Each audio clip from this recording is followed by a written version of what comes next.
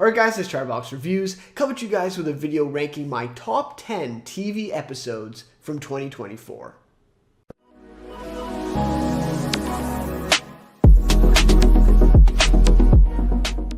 Alright, so this will be the second video in a series of videos recapping or kind of, going back on the year of 2024 in TV for me here on the channel, and a few things obviously that I didn't cover on the channel throughout the year that I'll talk about in these videos. So the first one I did was a bit of a long one. It was the tier list video. Ranking every single, show that I saw, like even just an episode from in the year of 2024. So that was a lot of fun, putting that one together and then ranking them in tiers. So you can check that one out. Hopefully I'll try to link that one here. And then also after this one, I'll have my top 5 TV shows video, and then my most anticipated, obviously, for next year. We're already a week and a bit into the new year, but my most anticipated shows for 2025. And then I'll also be doing my award show, but I think I'll be doing that kind of in a live format this year, probably on Let's Talk Television or something like that on my live show. So keep an eye out for that one. But anyway, so that'll be it, and then we can kind of start the year of 2025. I think I've already seen 2 shows that are have premiered in 2025, so we're already starting the new year. So anyways, it'll be fun to look back. I did mention in that tier list video that I did think overall this year was pretty disappointing actually for TV, at least since I've been covering TV and really into it and had this channel here and been reviewing stuff. To me, I think it's probably the worst year that I've had, and that's since probably about 2017 or 2018, right? So that's quite a few years in there, right? At least 6 years probably that this is probably the worst year in TV for me personally. I know a lot of people, I saw some people saying that it was the best year in TV in a long time. So totally respect that opinion. I'd love to hear your guys' thoughts on what you thought of the year in TV, and specifically for this one, what were some of your favorite episodes of TV this year? Love to hear your guys' thoughts on that. And of course, I mean, if you have shows that I didn't even check out, right? Obviously, I won't have episodes from those shows if I didn't watch them, but I'd love to hear from you guys because then I'll, get some input, and maybe I should check out some of those shows. A couple of the big ones I think is like the new Bear season, because I'm not caught up on the Bear. I think I watched season 1 and that's it so far. So I do want to catch up on that eventually. And Shogun, I did not watch that this year. That's probably the biggest show that I didn't get around to catching up on, basically, for this year. So there'll be a few, and I'd love to hear from you guys if that is the case and they're not included and they were your favorite episodes still. So if you guys enjoy the video, please leave a like and consider subscribing to the channel as well. Would really appreciate that. So yeah, we'll get into the top 10 episodes here of the year. And first I have honorable mentions though. So I think I have 4 or 5 honorable mentions, and these are in no particular order. So we'll go over them first, and then we'll get into the top 10. All right, so let's start off with the first honorable mention then, and that is going to be Sugar, Season 1, Episode 6, titled Go Home.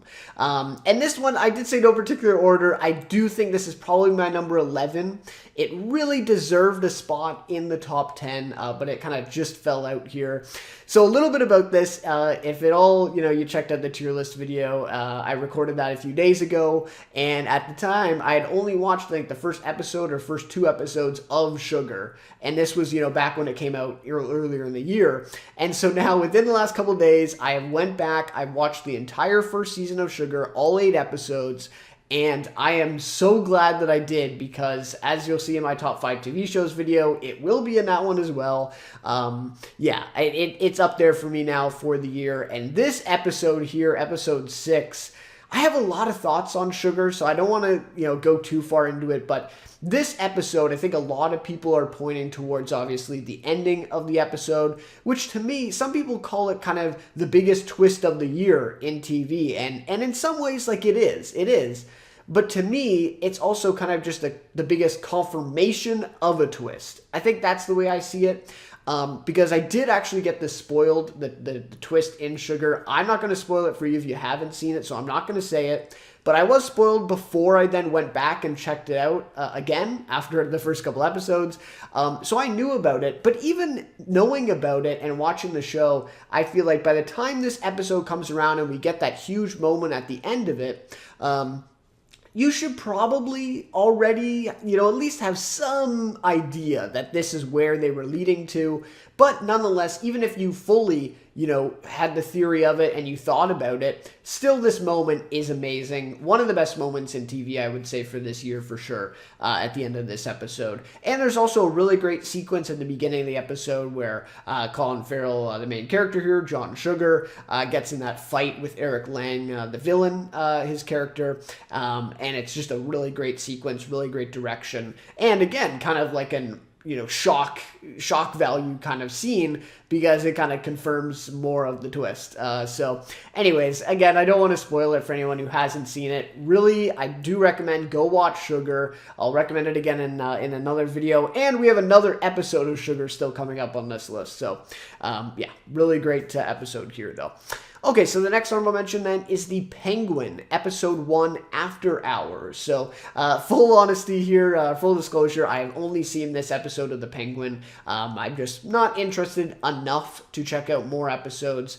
Not really saying, much about the show and its quality, more so just my interest and my kind of lack of interest, I guess, in the superhero genre and stuff to do with that. But anyways, I did check out this premiere. I wanted to give it a chance, and I do really think it exceeded my expectations.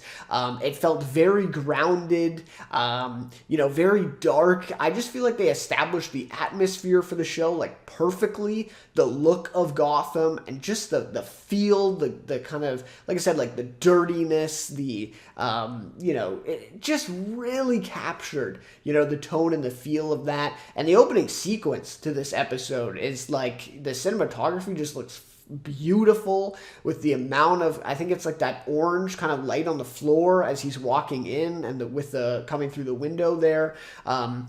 Just like masterful, right? Just really great stuff. Craig Zobel directed this one, so not a surprise there that it would be that good, but anyways, yeah, so I was just really impressed by this first episode, and I also really liked it because it was kind of like a self-contained arc. I really liked, from the point where we began to the ending. It felt like almost like a movie, really, of an episode, right? And the arc is kind of, obviously it leaves room open for more stuff to happen. You want to watch the next episode, but it also, in a way, kind of ties up that story or ties up that, plot for the episode, that arc, and then ends, with the 9 to 5 song at the end, which I did really like.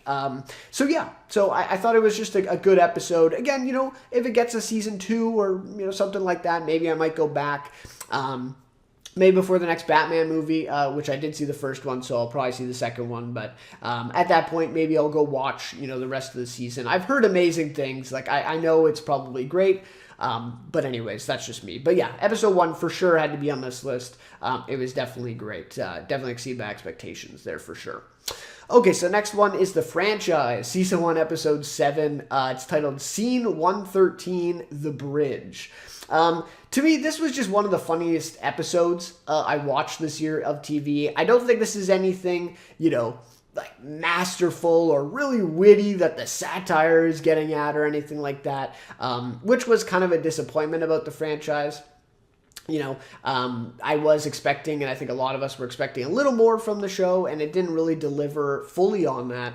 But this episode, to me, like, just disregard, whatever the show is about, right? It doesn't matter what's going on. Like, this is just really great comedic writing in this episode, like just some really funny stuff. And it really did make me think a little bit of Succession, right? Because you have some names here that Tony Roche, John Brown, other names too, that were involved with Succession and were, like, some of them actually writers of episodes of Succession. And so you could see that tone in a lot of this season of The Franchise. And this episode, you definitely see a little bit of that. And yeah, I just really thought it was funny. A lot of this stuff really, really landed for me. And it just felt like a very complete episode, and this whole thing where, like, the title of it is The Bridge, and they're shooting on this bridge. That is just the main source of humor in the episode. And it's just, it pays off really well as well towards the end. So yeah, I just wanted to include it here. I don't think it's anything like, groundbreaking or anything, but like I said, it's just the funniest episode, or one of the funniest episodes of TV I watched, so I had to include it in this list. All right, so next up then, the last honorable mention before we get on the top 10 here is What We Do in the Shadows, Season 6, Episode 8, P.I. Undercover New York. So this one, again, I mean, it probably would have been like number 11 or 12. It gets very close to the top 10. I did pick a couple episodes over it from Shadows this season, but this one was good as well. I don't know, I feel like in other seasons of Shadows, this episode would have been like insane and would have been one of those Shadows episodes that is like, you know, top of the year and is just like really super memorable to me. And this one was good. Like, it was good. I would even say great, but it wasn't that kind of next tier. Like, to me, this was probably like a 4 or a 4.5 out of 5. You know, and they are typically these types of episodes where they do something like unconventional and they go for this kind of, you know, meta thing as well, right? Because the whole episode here is about this TV show that's shooting at the vampire's, you know, house outside on the street, right? Out front. And so, you know, it's kind of meta. I'm sure, I'm almost positive that they would have used probably their own trailers that they were like, you know, sitting in for the Shadows, for What We Do in the Shadows, but they used it for this fictional TV show in this episode. And so, yeah, when they do this meta stuff, I think it's just insane. It plays really well. And this episode, it was, like I said, it was great. There were some really great moments. It just didn't all come together as well. But yeah, just some really funny moments. There's one moment where Nandor, runs into frame within the show, and then, you know, they say, oh, we'll just edit that out in post, like, it's fine, just keep rolling, or whatever, and then at the very end of the episode, love this, they pay it off to where, you know, Guillermo's watching the actual finished episode that's airing on TV, and, of course, they forgot to edit out in post, or, you know, they didn't do it fully, and so you see Nandor in the shot, so, I don't know. I thought that was a really funny one, and like I said, that was at the very end of the episode. I think maybe even after the credits rolled. It was like just that last scene, and that to me really brought it home, and I got a really good laugh out of that one. So, anyways, that one, and it was unique. Like, out of all the episodes of TV this year, I love these meta episodes. Not a lot of other shows are doing that, and so, you know, obviously I had to recognize it here with my honorable mentions.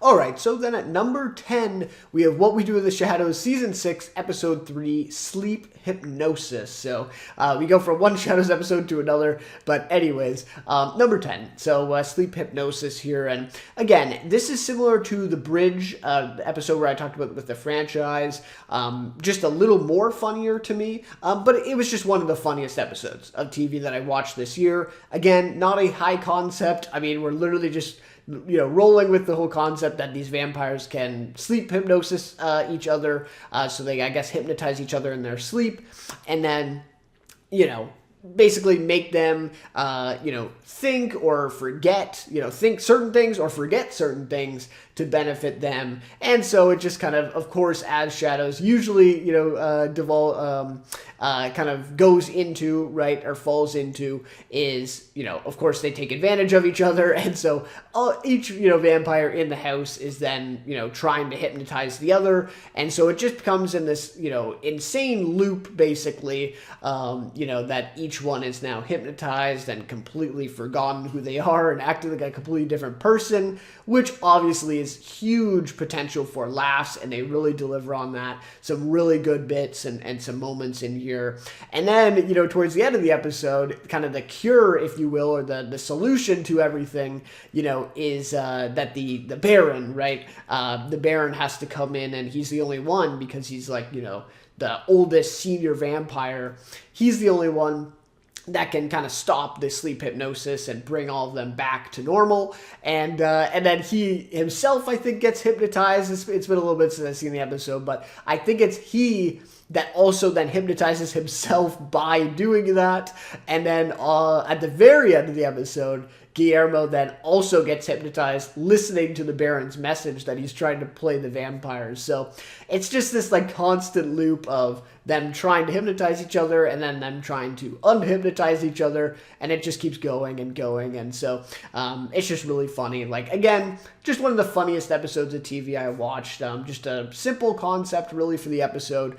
And in some ways, you know, you would think that it would kind of get repetitive, but I think they kept it, you know, fresh enough to where it was just really funny. So yeah, that's number 10 for me. Again, nothing insane, but a really funny episode there for sure. Okay, so number 9 then is going to be Hacks Season 3, Episode 6, Par for the Course. And I do think this is kind of low now, seeing this, and I don't have another Hacks episode on here, so it is unfortunate because I think there are a few episodes of Hacks this year that were good and probably deserve to be in this range. But anyways, this one to me was the best episode this season of Hacks. It just was kind of the biggest episode, right? You had Tony Goldwyn, Christina Hendricks with a guest performance in this episode. Who else, right? There's a few other names there, but basically they go to this kind of like celebrity golf charity event, I believe. And so with this, Deborah's still trying to get the job at late night. And so this, studio executive or something, Bob Lipka is his name, right? I think it's Bob, something like that. But Bob Lipka or something, played by Tony Goldwyn, is then, this network executive. And so she tries to get close to him in order to kind of get in his good books and, get the job at late night. So that's kind of the premise for it. And then Christina Hendricks comes in and has this like short-term relationship with Ava.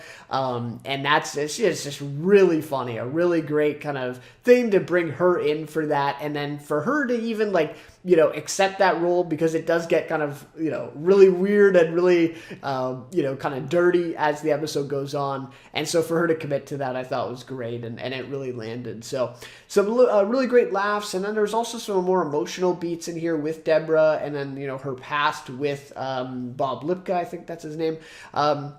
And, they hook up in this episode too, and he's married, and so she kind of, grapples with that as well, and that choice.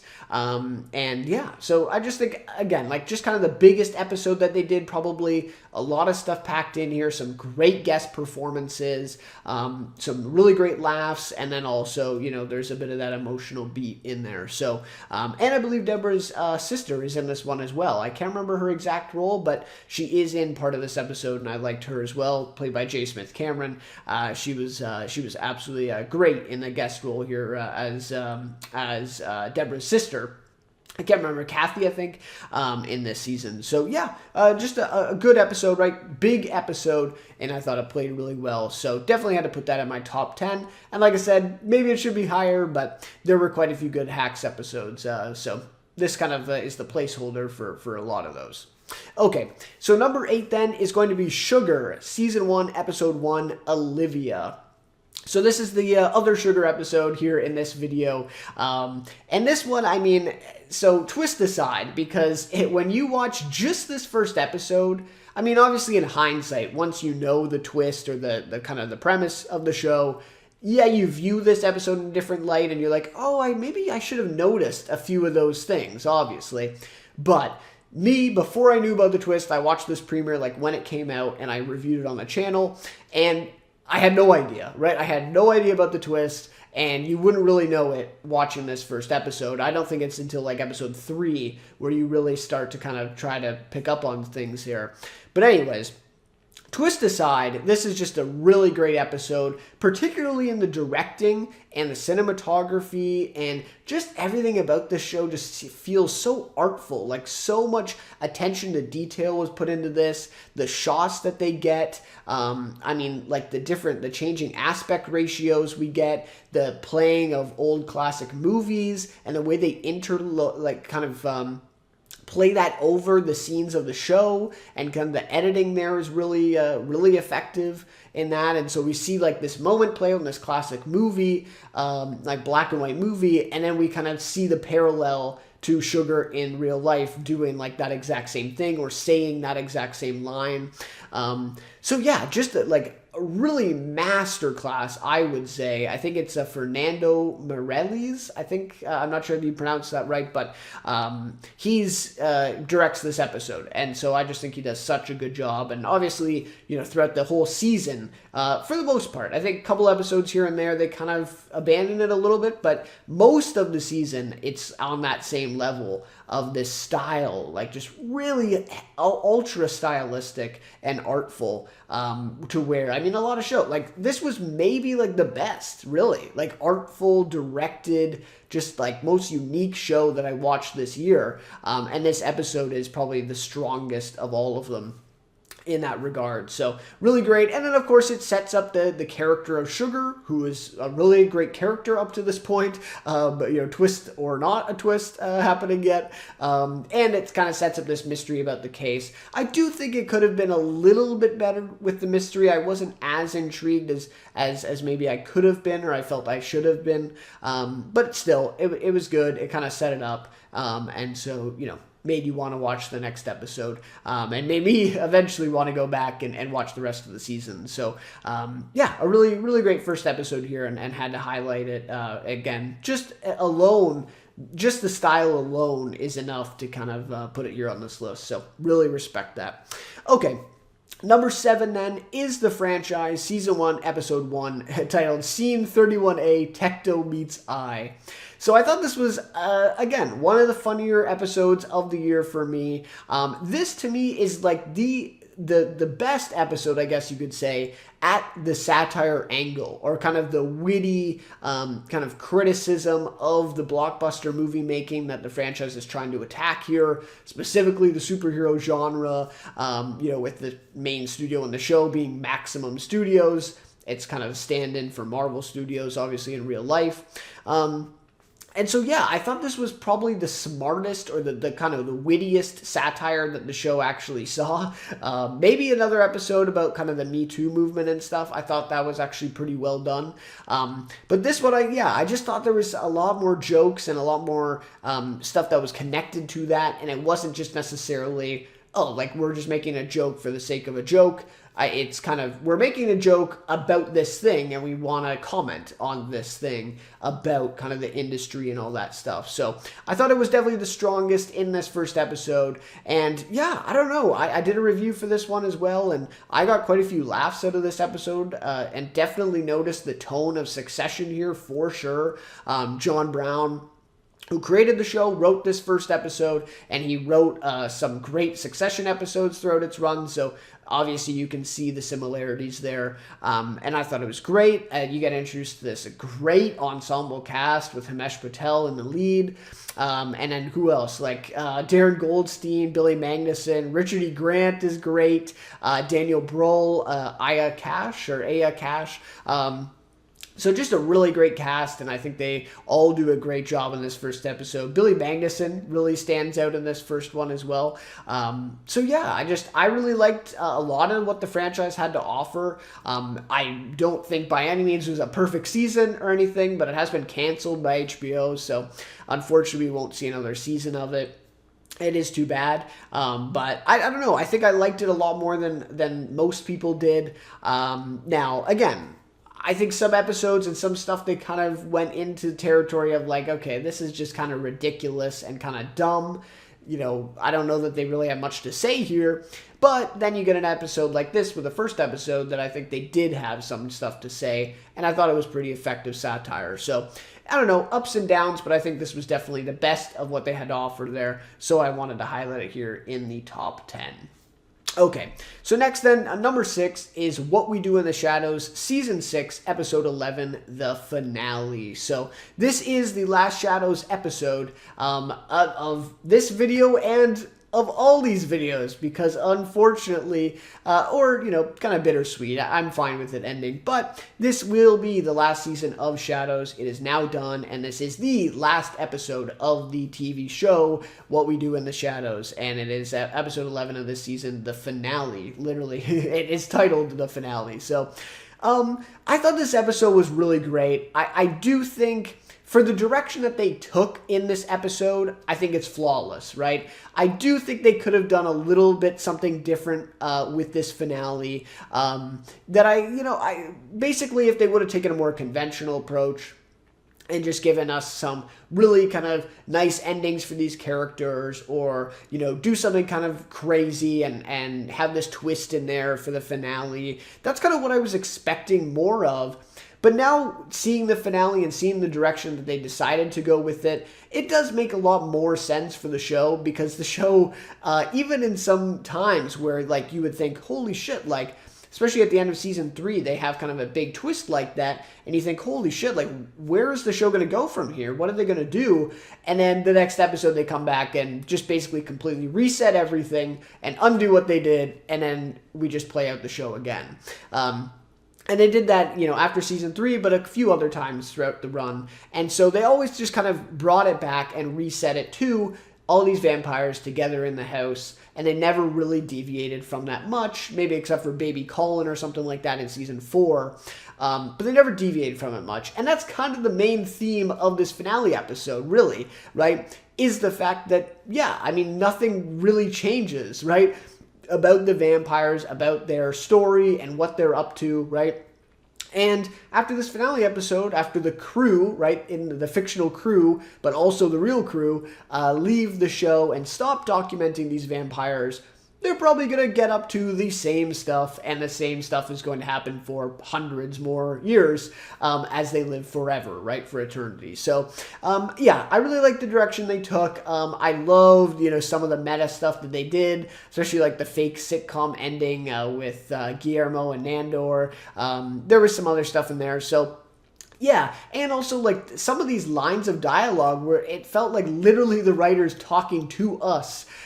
Even the one line says, basically alludes to the fact that the season 5 finale was kind of what they wanted to end the show on and thought that they would end the show on, and then we got a whole nother season. So it's not in those exact words, but it kind of alludes to that. And so it's just interesting, right? I think they were kind of just telling us, like, we don't have a big grand idea for this finale, and like literally the theme of the episode is how do we end the show, right? Because the show within a show, basically. How do we end it? How do we give the viewers a satisfying ending? And so it really feels like the writers like literally in the writing room talking about this stuff, and that literally made its way into the dialogue of the show, of the episode. So I don't know, I respect it. Again, I would have been, fine with a different direction, and I think that could have been great. But I think with the direction that they took, and they chose kind of the meta route, and just stayed true to what the show has been the whole time, I think it's just, basically perfect, right? It's basically perfect to what they, wanted to do here. It's really great. So, yeah, I feel like it could have went out with a bit more of a bang. But nevertheless, this was a really great episode of TV, and definitely, obviously with Shadow's ending, I had to highlight it here in this top 10. So, yeah, this will be the farewell to Shadows. Of course, I'll talk about it in my top 5 TV shows video, so maybe we'll save the final serenade for that video. But anyways. All right, so now we're into the top 5. Number 5 is going to be Sweet Pea, Season 1, Episode 1, Sorry for Your Loss. And this is a Season 1 now because it has been renewed for Season 2 just in the last week or two. So really, looking forward to that for sure. And I did a review for Sweet Pea Season 1 here on the channel already, and this episode I think was the strongest of the 6 of this first season. Just the style, the direction here, and the commitment. It really felt, you get that Killing Eve vibe a lot, with just the opening title cards, with the kind of playful font that they use, and the pink, right, and the color of all this stuff. Even in the opening credits, like just the use of that pink and the black, and I don't know, it just really establishes the style and the vibe for the show. And then also just with the cinematography and the directing here just felt really, really, really impressive. I believe it was Ella Jones, I want to say. I think so, who was directing, and she does a fantastic job. And this episode I just thought was really well written as well. It starts from a point, where we see this young woman, and she's in this situation. And by the end of the episode, she does this insane act that at the very beginning, you would have never guessed that that's where the episode would end and that that's where she would go. But then by the time you get there at the end of the episode and you have the moment that happens at the end, spoiler alert, I mean, she murders somebody, she murders a guy. Yeah, you could maybe argue self-defense, but anyway, she does kill a guy, but it makes sense. Like, by the time you get to that moment at the end of the episode, it doesn't even, it's not only that it makes sense, but it's really satisfying and really works on all levels. So, just really impressive that, of a job for writing that. It is based off a book, I believe. I do think they took a little bit of liberties, there from the book, but yeah, just a really, really great job, in getting the. And I was so invested after that first episode, I'll tell you, with the ending there and how it ends, and then kind of seeing where she goes, and then the next episode is really great too. So yeah, I just think an amazing first episode here to set things up for this series, and it didn't maintain the same level. I wouldn't say for the whole 6 episodes of the first season. I think it does unfortunately kind of lose the plot a little bit later on in the season, but this first episode was such a strong start, and I had to highlight it as my one kind of placeholder here for Sweet Pea, even though I think there's at least 2 more episodes in the season that could certainly be in this conversation as well. So anyways, and a great finale too. Don't want to go without mentioning that. So yeah, that'll do it then for the first episode there of Sweet Pea. Really, really impressed with that one there.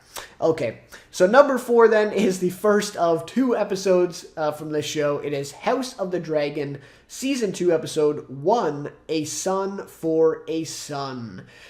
So, if you've seen House of the Dragon, or you know about it, you'll probably guess what the other episode is that I'll have higher.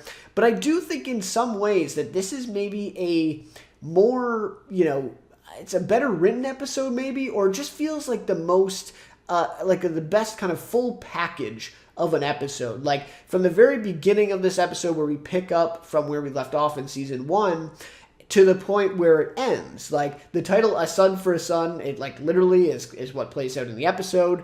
And it just feels very complete, like very, from the very beginning to the very end of the episode, it's just like this one arc, this one, mission basically of these 2 guys, the rat catcher or something, the rat catcher and this other guy that Damon kind of hires or enlists to do this job. And it's kind of them taking it out. And then we see some other scenes here and there, but that's the main plot of the episode. And by the end of it, the kind of arc there is complete. And then we're at a new place, for basically the rest of the season. So it almost to me, it kind of functions almost like a finale to season 1 in some ways, because it really is tying up the story of season 1 that was set up in that finale episode, almost like a part 1, and then this is kind of the part 2 of that. And the way that the episode ends really just sets into motion the entire plot and arc of the rest of the season in season 2. So just in that way, I was really impressed with the way that they did that. Ryan Condal wrote this episode. Just really great writing in that way. And the tension of this episode, like once they are going through the Red Keep and trying to find the bedroom and find the son, and then of course the moment where it happens, like just some really great tension building and suspense here. So yeah, just a really great first episode of the season. Unfortunately, the season did not stay at this level and kind of was disappointing to me in a lot of ways, but this first episode was stellar. Really great start, and like I said, to me, for my 2 cents, like it might be the best written episode actually of the season here for House of the Dragon, though of course there is one episode that'll be above it here. All right, top 3 now. So number 3 then will be Fallout, season 1, episode 1, titled The End, and of course the finale is titled The Beginning, so kind of a funny thing there. But anyways, this episode is directed by Jonathan Nolan. This was, easily just one of the most impressive episodes of TV that I watched this year. Literally felt like I was watching a film, a movie, right? This was cinematic, just the way that it just from the very beginning of it, where it sets up that kind of before everything happened, and we see Walton Goggins as Cooper Howard, and so it kind of just sets that into motion, right? And I love that whole beginning sequence. And then we get the 3 different perspectives, and it just feels so complete, right? In the way that we get Lucy, right? Is her name Lucy, Ella Purnell's character, I believe. And then we get Maximus, and then we get the Ghoul, right, with Walton Goggins and where he is now. So it just feels so complete, and so much stuff is fit into this episode. Like, I can't remember how long it was. I think like 70 minutes or something like that. So just over an hour. But it just feels like so grand and so big, this first episode. So much stuff happens, especially within the vault, and then also with Maximus too. Like, there's just so much development for these characters to set up as a premiere. I don't know. I thought it was really great as an episode. I think easily the best episode of Fallout for sure of this season, to kick things off. And like I said off the top, Jonathan Nolan directing, he just does such a great job, again, at adding that scale, that kind of epic feel to it, I would even argue. I do think, though, the only thing is that I think the lore could have been a little bit better established in this premiere episode. But other than that, I mean, I think this is a perfect, almost flawless episode of TV.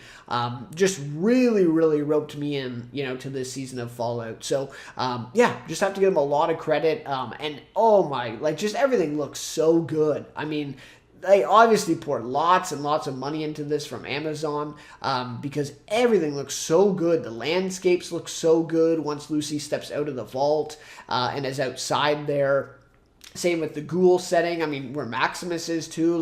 Just everything. The landscapes, obviously the effects of that just look so real, so good. So, yeah, I can't say enough about, the Fallout premiere here. A lot of the season was really great too. But, yeah, this first episode, man, it really felt cinematic. It was really, really impressive. So, yeah, I had to highlight it here. And it's pretty high, but I think it's very deserving for the first episode of Fallout there at number 3.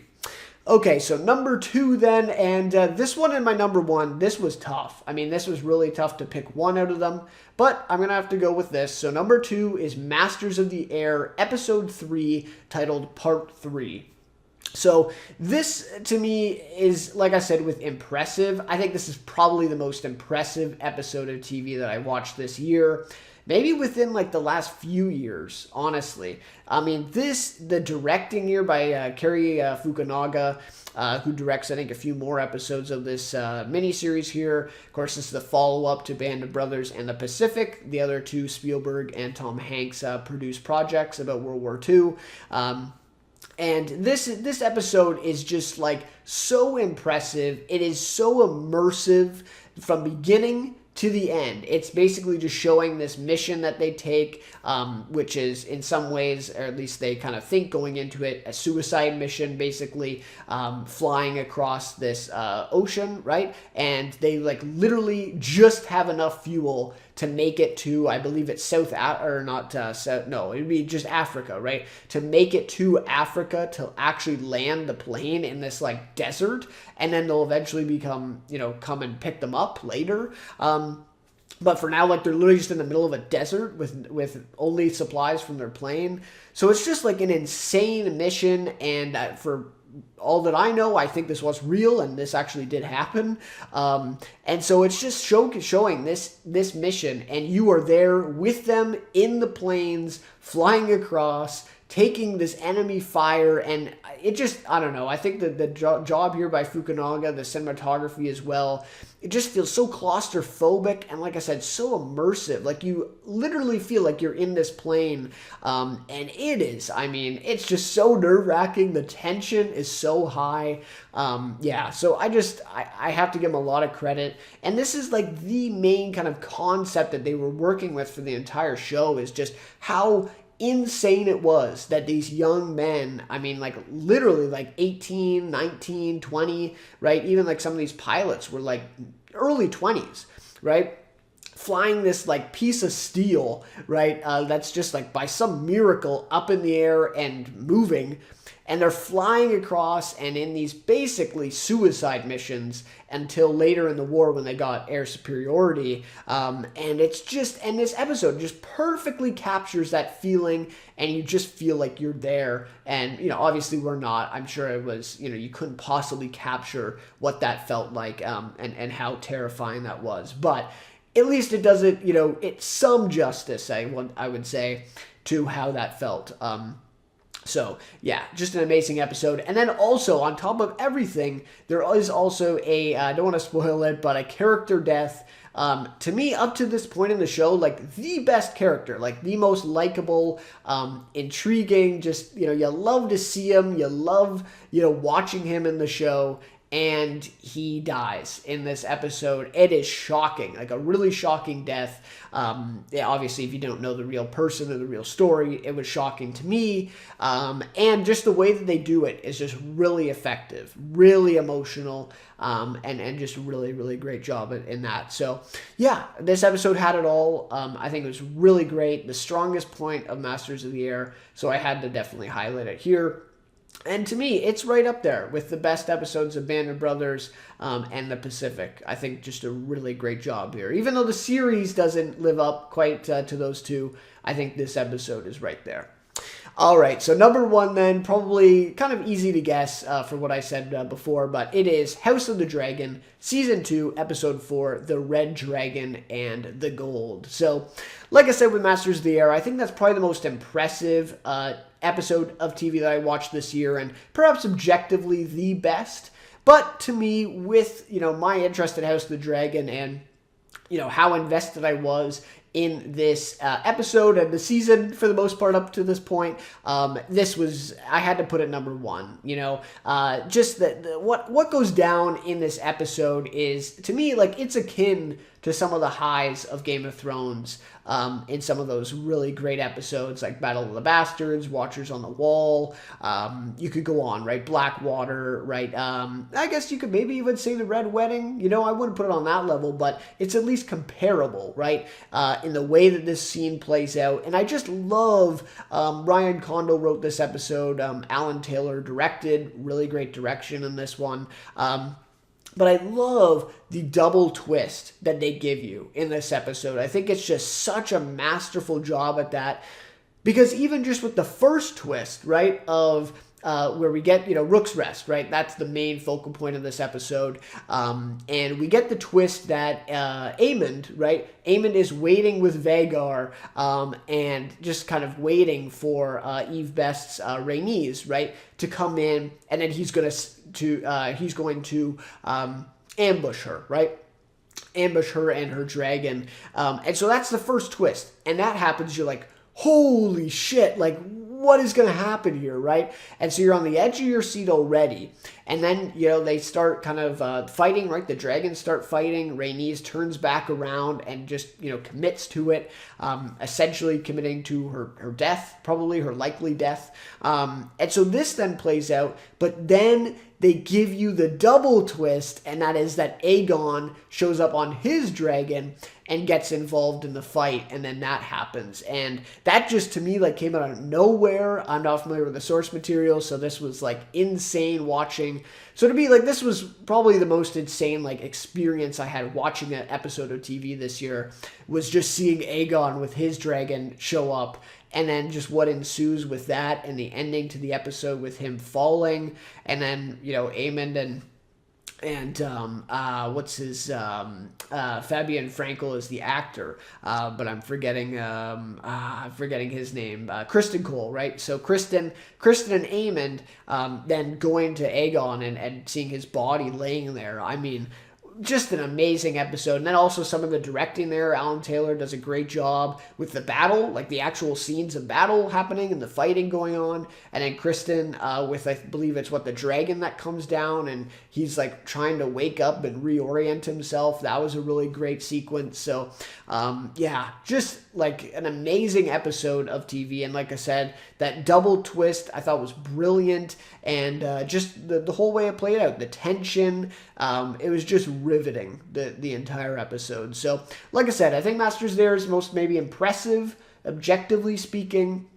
But this episode really, to me, got me to the edge of my seat, and I was so invested and so immersed in this episode. And I did watch it like a couple weeks after it came out, and I heard all the buzz about it, and I'm like, okay, like, we'll see, because people were literally comparing it to, like, the best of Game of Thrones, and I have to say, I don't think it's on that level of, like, The Red Wedding or something like that, or maybe even Battle of the Bastards, but it's close. I mean, it really is close. It's a really, really great episode, and unfortunately, it was probably, like, the last great episode of the season. To me, I think it goes downhill from here, but nevertheless, it is definitely my number one best, my favorite episode of the year in TV in 2024. So that will just about do it then for my top 10, along with some honorable mentions there off the top for my TV episodes of 2024. So like I said off the top, there's a few shows that I didn't watch. So if you have episodes from those shows that are not here and that are missing, love to hear your guys' thoughts on those. And, obviously if I do watch them, whether I should, look out for those and include them, all that stuff. So love to hear from you guys on that. So, and like I said, keep your eyes out. Stay tuned on the channel for my top 5 TV shows video that'll be coming up next, and then followed by my most anticipated. So really looking forward to those videos. But anyways, guys, thank you guys so much for watching this one, and we'll see you then in my next video.